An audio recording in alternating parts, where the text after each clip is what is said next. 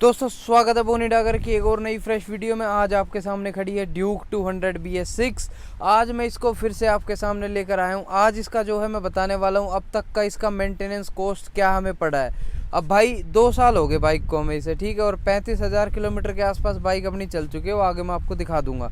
इस 2 साल के दौरान और 35,000 किलोमीटर के दौरान मैंने क्या कुछ इस पर खर्चा किया है वो मैं आपको बताऊँगा, और क्या कुछ आपको भी खर्चा आएगा ही आएगा वो भी मैं आपको बता दूंगा। इसमें कुछ ऐसे खर्चे भी हैं जो नहीं आने थे बट आ गए, क्योंकि कुछ नहीं पता पार्ट्स का कब कौन सा पार्ट ख़राब हो जाए या कब क्या हो जाए। तो वो हालांकि बताऊंगा उसको चेंज करने का क्या प्रोसेस रहा था, क्या मेरे को वारंटी के अंदर हुए थे या वारंटी से बाहर मैंने अपना खुद पे करके करवाया था काम, वो सब मैं आपको बताऊँगा। तो सबसे पहले मोटा मोटा आप ये समझ लो कि जो आजकल मिडिल क्लास अपने घर के लोग हैं जो अपना नॉर्मल कमाई करते हैं, क्या वो इसे अफोर्ड कर सकते हैं या नहीं। तो भाई इसका ना एक प्रॉपर आंसर नहीं हो सकता। इसका आंसर मैं आपको ये बताऊंगा। अगर आप इस बाइक पे एक सर्विस पे 1500 रुपये से लेकर 6-7 हज़ार रुपये तक इस बाइक की सर्विस पे लगा सकते हो तो आप ले लेना, क्योंकि इसकी जो मेजर सर्विस है वो 6-7 हज़ार 8 हज़ार के आसपास चली जाती है बड़े आराम से। उसका प्रूफ भी मैं आपको दिखा दूंगा। और इसकी जो नॉर्मल सर्विस है जिसमें इंजन ऑयल वगैरह नॉर्मल, वो भी आप थोड़ा हाथ खींच के काम कराओगे, उसमें आलतू फालतू चीज़ें हटवा दोगे तो भी आपकी 1500 से 2000 इसकी सर्विस पड़ेगी। इतने में कुछ एंथुजियास्ट भाई है अपने जिनको मतलब पसंद है रेसिंग बाइक्स या ऐसी नेकेड स्पोर्ट्स बाइक पसंद है, वो थोड़ा अगर मैनेज कर सकते हैं इतना तो आप देख लीजिएगा, वरना मार्केट में और भी इससे सस्ते ऑप्शंस है।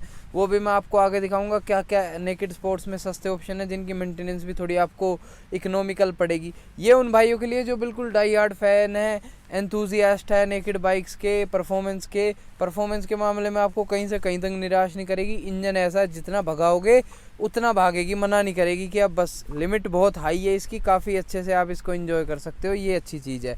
तो अब आ जाते हैं अपने मेंटेनेंस वाले टॉपिक पे वापस से। तो आपको मैंने बता दिया कि 1500 से 2000 इसकी बेसिक सर्विस कॉस्ट बिल्कुल बेसिक जो होती है वो पड़ेगी, और ऑलमोस्ट आप 5, 6, 8 जिस हिसाब से पार्ट्स इसके चेंज हो गए वो इसकी कॉस्ट पड़ जाएगी। तो अब मैं आपको बताता हूँ इसमें मोटा मोटा खर्चा क्या आता है। इस तरफ आ जाते हैं। ये देख रहे हो भाई, ये चैन सेट जो है कंपनी रिकमेंड करती है, शोरूम वाले करते हैं, कंपनी तो बेसिकली आपको नहीं बोलती, बट जो शोरूम वाले बोलते हैं हर 12,000 किलोमीटर पे इसको चेंज कराना होता है। बट अगर आप इसको अच्छे से चलाते हो, जैसे इसको मैंने बहुत अच्छे से चलाया, तो इसका पहला जो है चैन सेट अपना हुआ है 25,000 के आसपास पे चेंज, ठीक है। तो आप चला सकते हो इसे, बट आपको बहुत अच्छे से चलाना होगा, सडन एक्सेलरेशन नहीं देनी होगी, उससे जो है एकदम चैन पॉकेट पे प्रेशर आता है, उससे भी आपका कुछ जल्दी ख़राब हो जाता है। तो आपको इससे मतलब आपको अग्रेसिव नेचर में चलानी है तो आपका भाई 12,000 ही चलेगा। सही बात बताऊं तो आपका 12,000 किलोमीटर पे ख़त्म हो जाएगा। चैन सेट आपको दोबारा डलवाना पड़ेगा। अब सुन लो चैन सेट की कॉस्ट। जो अपना चैन सेट है ना, इसका आपको चैन सेट कम से कम 4500 से 5,000 या 4,000 से ऊपर ही ऊपर, क्योंकि हर एरिया में ना थोड़े थोड़े पार्ट्स की वैल्यू डिफ़र कर जाती है। तो अपने यहाँ भी मेरे को उस सर्विस में इसका 5,000 के लगभग खर्चा आया था जब मैंने इसका चैन सेट चेंज कराया था। तो 5,000 इसके मान लो आप, ठीक है। अभी इसके मैंने डिस्क पैड चेंज कराए हैं तो हज़ार रुपए के 1100 के इसी के आसपास थे। ये ट्रैफिक जा रहा है इसके लिए माफ़ चाहूँगा। तो 1100 के आसपास के इसके डिस्क पैड थे, वो मैंने अब तक एक बार चेंज करा लिए हैं। अगर आप बिल्कुल तगड़ी वाली चलाओगे, डाई हार्ड फ़ैन हो आप एकदम रेव करने की इंजन को, तो उस हिसाब से ब्रेक भी आपके ज़्यादा यूज़ होंगे, तो उस हिसाब से भी आपको हो सकता है जल्दी बदलवाने पड़ जाए। हालांकि मेरे अभी तक एक बार ही बदले हैं, वो भी लास्ट सर्विस पे बदले थे। तो दूसरा खर्चा इसमें ये था जो कि आपका आना ही आना है। तीसरा खर्चा जो अपना इंजन ऑयल वगैरह का कूलेंट टॉपअप वगैरह होते रहते हैं। और चौथा एक चीज़ बताऊँगा आपको, हर सर्विस पे बोलेंगे वो आप इसका ये करा लो वो करा लो, आलतू फालतू चीज़ें आपको करानी नहीं है, सिर्फ आपको इंजन ऑयल कराना है। इसका ऑयल फ्यूल फिल्टर वगैरह होता है, एयर फिल्टर वगैरह होता है, सब ये सब करा लेना। चैन ल्यूब और क्लीनिंग अगर आपके पास घर पे है तो वो भी कराने की ज़रूरत नहीं है, आप घर पे कर लीजिएगा। साफ़ सफाई बेसिक मोटिव होता है चैन को साफ़ रखने का और ल्यूब रखने का, वो आप चाहे घर कर सकते हो तो घर करा लेना। वहाँ पे आपको काफ़ी महंगा पड़ता है तो वो आपको घर पे सस्ता पड़ जाएगा। तो मैं तो कर लेता हूँ इसका घर। अभी तो चैन काफ़ी गंदी हो रही है बट मैं कर लेता हूँ घर, तो आप वो हटवा सकते हो। एक इसका बोलते हो थ्रोटल बॉडी क्लीनिंग। भाई हर सर्विस पे देखो, मेरे को तो नहीं लगता थ्रोटल बॉडी क्लीन होने की ज़रूरत है, बाकी आपको लगता है तो आप करा सकते हो। बट इतनी ज़रूरत होती नहीं है। आप 2-3 सर्विस छोड़ के एक सर्विस में भी थ्रोटल बॉडी क्लीन करा लोगे, कोई इंजन में दिक्कत नहीं है। अब मैं आपको बताऊं 35,000 किलोमीटर चल चुकी है, अभी तक मैंने सिर्फ इसका एक बार थ्रोटल बॉडी क्लीन कराया, मेरे को अभी तक कोई दिक्कत आई नहीं है इंजन से रिलेटेड कैसी भी। तो वो सब चौथले होते हैं सर्विस सेंटर्स के पैसे बनाने के। अब इसके बाद एक मेन पॉइंट बता देता हूँ। अभी ना पहले जो है जहाँ मैं सर्विस कराता हूँ गुड़गांव से ड्यूक की, वहाँ पे ऐसा व्हील जो देख रहे हैं आप, इसकी बैलेंसिंग अलाइनमेंट के लिए कोई वो होता नहीं था, तो वो बोलते भी नहीं थे। जो अब उन्होंने है नई मशीन लगा ली, अब जो है व्हील अलाइनमेंट और बैलेंसिंग वो करने लगे, और वो फोर्स भी करते हैं कि सर करा लो, अच्छा रहता है। तो मेरे को लगा जब इनके पास नहीं थी तो ये बोलते थे कि, बोलते भी नहीं थे कि इसकी होगी, या ऐसी कोई बात भी नहीं थी। अब इनके पास मशीन आ गई तो ये बोल रहे कि अलाइनमेंट करा लो, तो मैंने ये सोच करके छोड़ दिया। बट अब समझ में आता है कि वो सही बोलते थे। तो दोस्तों आपको ना करा लेनी चाहिए। अब मैं इसका डिसएडवांटेज दिखाता हूँ। यहाँ पे आपको दिख रहा है टायर की लाइन, यहाँ पे घिस चुकी है बिल्कुल, देख यहाँ पे गड्ढा सा दिख रहा होगा आपको, और यहाँ से इस तरफ से घिस चुकी है, यहाँ से ठीक है। तो इस तरह से ना टायर कहीं कहीं से घिस गया, और इस ये जो होता है ना रीज़न, ये होता है प्रॉपर अलाइनमेंट ना होने की वजह से। तो अलाइनमेंट आप करा लेना, 500-700 रुपये मत देखना, तो आप ज़रूर करा लेना। पीछे वाला टायर इसके कंपैरेटिव में देखो अभी बिल्कुल नया है, यहाँ पे इसके वेयर आउट साइन से इसमें भी देखो कितना बाकी है, और अगला भी से वेयर आउट हो चुका है। ये अभी तक मैंने चेंज नहीं किया, स्टॉक टायर्स हैं। 35,000 चल चुके हैं। हालांकि पिछला वाला पहले घिसता, अगला वाला बाद में घिसता, बट इसमें उल्टा हो गया है। अगला वाला शायद इसकी अलाइनमेंट ज़्यादा आउट होगी, मैं इस बार अलाइनमेंट कराऊंगा इसकी। ये जल्दी घिस गया, पीछे वाला भी कंपैरेटिवली नया है। तो एक ये ज़रूर करा लेना आप, इसमें ऐड ऑन ज़रूर याद से करा लेना। एक ये खर्चा इसमें आता है। और इसके अलावा मेरा खर्चा क्या है, मेरा खर्चा आया भाई, ये देख रहे हो आप, ये क्या था कि बारिश में मैंने चलाई थी तो इसके पूरे मीटर के अंदर पानी घुस गया था। तो ये ना जो है ख़राब हो गया था जब 6-7 हज़ार किलोमीटर के आसपास शायद ऐसी चली हुई है, मेरे को एग्जैक्ट याद नहीं है। तो उसके बाद ये मीटर बदला था, ये बदला था अपना वारंटी में। उसके बाद इसमें मीटर में कोई दिक्कत नहीं आई। यहाँ पे ना इसकी जो ये है, यहाँ पे जॉइंट जो होता है इसमें ना पानी घुस जाता है इसकी, जब सीलेंट अच्छे से नहीं होता, तो शायद वो मैन्युफैक्चरिंग डिफेक्ट था।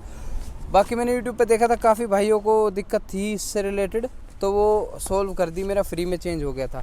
उसके बाद जो इसमें प्रॉपर दिक्कत आई मेरे को, एक आई इसके शोकर की। अभी कुछ दिन पहले ना इसका शोकर जो है ये बिल्कुल लीक हो गया था, इसमें से ना सारा तेल निकल के नीचे गिर गया था। यहाँ देख भी सकते हो आप, ये जो है इसके इसी के तेल निकला था, उसी के जो जमा हुआ है, और उस पर मिट्टी लगी हुई है। तो ये शोकर मैंने चेंज कराया। हालांकि इस बात में मैं काफ़ी तारीफ़ करूंगा KTM की, कि मेरी जो है सिर्फ 2 दिन की वारंटी इस पे बच रही थी। 2 साल होने में सिर्फ 2 दिन रह रहे थे, और उन्होंने पूछा सर आपकी बाइक को 2 साल हो गए, मैंने बताया नहीं अभी 2-3 दिन बचते हैं। तो बोले सर ये आपका वारंटी में हम चेंज करा देंगे, और उन्होंने मेरे को सिर्फ 3 दिन के अंदर ये पार्ट मंगाया और वारंटी में मेरे को चेंज करके दे दिया। तो भाई ये सर्विस होती है, वरना जल्दी से कोई चेंज करता नहीं है शोकर वगैरह को। ये क्योंकि ये होता है कि अपनी गलती, हमने कहीं गड्ढे में खुदाया होगा, उससे लीक हो गया, तो जल्दी से कोई वारंटी कवर करता नहीं है काफ़ी सारी कंपनीज़ में। बट KTM में आपके शोकर्स भी वारंटी में कवर है लीक होने के लिए, तो ये काफ़ी अच्छी चीज़ लगी मेरे को। तो एक ही ये मेंटेनेंस इसका। तो आज मैं जो बताने आया था ना भाई, यही बेसिकली अगर आप एक मिडिल क्लास से वो करते हो, आपकी 20-25 हज़ार रुपये सैलरी है, 30 हज़ार रुपये सैलरी है, एक तो भाई आप ये EMI पे लोगे, क्योंकि जैसे जैसे आप पैसे जोड़ोगे डाउन पेमेंट के, और ऊपर से EMI पे ले लोगे। अब EMI के बाद भाई ये नहीं होता कि अब आपके पास आ गई तो आप टेंशन फ्री हो, फिर आपको जो इसका खर्चा आएगा वो आपको सर दर्द करेगा। तो आप देख लेना, अगर आपका बजट अलाउ करता है ना, तो काफ़ी अच्छी बाइक आप देख लेना, कोई इशू नहीं है। सारी चीज़ है बजट की। अगर आप इतनी महंगी बाइक अफोर्ड कर सकते हो मेंटेनेंस में, तो आप ये कर ले लेना, वरना नहीं। इसका ऑलमोस्ट ड्यूक 390 का और इसका सेम ही है, कोई 20-30% का फ़र्क है, मेंटेनेंस में ज़्यादा नहीं है। और ड्यूक 125 का भी इसके आसपास ही पड़ेगा। तो पूरा ड्यूक लाइनअप है ना, उसमें प्रॉपर बराबर इंजन ऑयल डलता है, और पार्ट्स भी ऑलमोस्ट शेयरिंग के ही हैं सारे, तो ऑलमोस्ट सेम पड़ता है। आपको फ़र्क कब दिखेगा, जैसे आपका इंजन टोटल रीबिल्ट होगा तो उसमें डिफरेंस आ जाएगा, क्योंकि अंदर जो है क्रैंक वगैरह छोटी होती है, 390 में बड़ी क्रैंक है, तो उसमें आ जाता है। बाकी ओवरऑल जैसे डिस्क पैड, विस्क पैड और ये सब तो ऑलमोस्ट आपको सेम मिलेंगे, उसमें कोई ज़्यादा इन्फ्लेशन या कोई फ्लक्चुएशन प्राइस की मिलेगी नहीं। तो मैंने आपको बता दिया इसका मोटा मोटा खर्चा। आप अपना बजट देख लेना, अगर आप अफोर्ड कर सकते हो तो इसको ले सकते हो, काफ़ी अच्छी बाइक है, कोई दिक्कत नहीं है। हालांकि कुछ अभी जो हद से ज़्यादा समझदार लोग होते हैं वो नीचे आके कमेंट करेंगे, भाई तुम से नहीं चलाई जा रही, तुम बेच दो। भाई मेरे से चलाई जा रही है, मैं जब भी लेके आया हूँ, बट मेरा काम है, मैं यूट्यूब पे आया हूँ, मेरा एक काम है कि मैं सबको बताऊँ कि क्या मेरा इसमें खर्चा लगा है, तो दूसरे लोगों की मदद हो जाए, वो भी डिसाइड करने में उन्हें फ़ायदा मिले कि हाँ भाई मैं ले सकता हूँ इसे या नहीं। क्योंकि अक्सर होता है हम हाथ ही बांध लेते हैं, फिर वो मेंटेन करना मुश्किल हो जाता है, फिर वो बीच में ही बेचनी पड़ जाती है। तो मैं ये नहीं चाहता किसी भी भाई के साथ हो। आज के टाइम में वैसे इतनी महंगाई है, बड़ी दिक्कत होती है, इसीलिए मैं आपके सामने आया था आज के आपको बता देता हूँ क्या कुछ इसका खर्चा आता है। क्योंकि देखने में दूर के ढोल सुहाने लगते हैं, जब उसे बजाने जाते हैं ना, जब मज़ा आता है। बाकी जो हद से ज़्यादा समझदार है उसका मेरे पास कोई इलाज है ना भाई। तुम्हारी समझदारी तुम्हें मुबारक हो। पर जो मेरे भाई यहाँ प्रैक्टिकल चीज़ के लिए आए थे उन्होंने देख लिया होगा, उनको बात भी समझ आ गई होगी मैं कहना क्या चाह रहा हूँ। बाकी आपकी मर्ज़ी, आप अफोर्ड कर सकते हो तो लो, एकदम थम्स अप है। बहुत बढ़िया बाइक है, बहुत बढ़िया परफॉर्मेंस देती है। एवरेज भी ठीक ठाक निकाल देगी आपको, अगर आप प्यार से चलाओगे तो 30 35 40 की रेंज में आपको एवरेज भी दे देगी, ऐसी कोई दिक्कत नहीं है। तो ये थी आज की हमारी वीडियो। आशा करता हूँ आज आपको हमारा व्लॉग या रिव्यू वीडियो पसंद आई होगी। अगर पसंद आई तो चैनल सब्सक्राइब कर दो। ड्यूक से रिलेटेड और रॉयल एनफील्ड और अदर बाइक्स है जो सब मैं आपको एक्सपीरियंस देता रहूँगा, यूज़र एक्सपीरियंस। तो जब तक के लिए चैनल पे बने रहिएगा। स्टे ट्यून, मिलते हैं दोबारा आपसे जल्दी, बाय।